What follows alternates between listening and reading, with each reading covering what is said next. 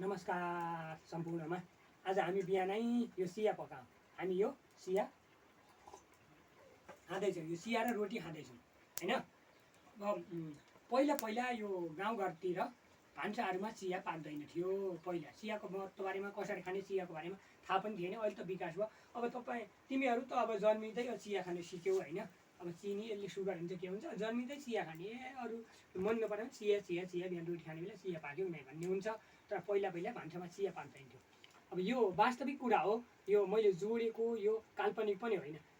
पहिला हाट त जानु पर्थ्यो सामान ल्याउन। हाट भनेको डोटी दिपाली जानुपर्ने हुन्थ्यो।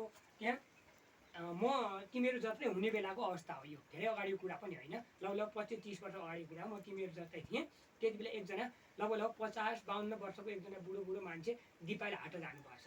उनलाई सियाको बारेमा थाहै थिएन, गाउँबाट सिया पाक्दैन थियो।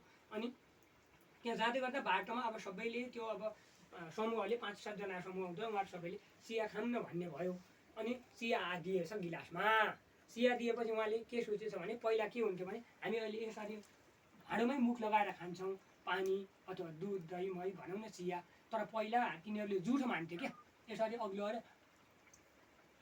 यसरी खाने चलन थियो पानी। त्यही भएर सिया दिएछ साउजीले। अनि उहाँले यो भाँडोलाई किन जुठो बनाउने, किन जुठ्याउने, मुख लगाएर खाने भन्ने बित्तिकै दिएको सिया, तातो सिया यसरी पुरै एकैपल्ट घुटघुट पुरै गिलास खाइदिएछ। अनि मुखबाट पुरा खाला गएर मुख पोलिएर हैरान, सबै हाँस्न लागेछन्। त्यस्तो हैरान भएछ कि त्यसरी मान्छे अहिले धेरै विकास भएको थाहा थिएन के। गाउँघर भान्सामा सिया खाइराख्यो भने, सियाको महत्त्व बुझ्यो भने, कसरी खान्छ के खान्छ भन्ने थाहा पाएको उनलाई थाहा हुँदो होला। अनि त्यो मान्छेको पुरा मुख पोलेर हाटदेखि 5-7 दिन लाग्थ्यो दिपालीबाट घर आउँदा। 5-7 दिनसम्म उहाँले चाहिँ खाना खाने मुखमा भएन।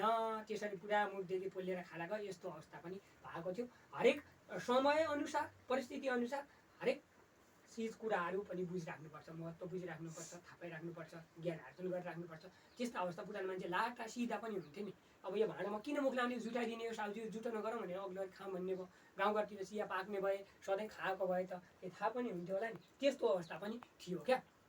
त्यो मान्छेको अब नाम ठेगाना पनि नभनौँ, त्यो वास्तविक कुरा हो। हामीले भोगेकै देखेकै कुरा त्यस्तो हो। त्यसैले हामीले हरेक कुराहरू बुझिराख्नुपर्छ होइन।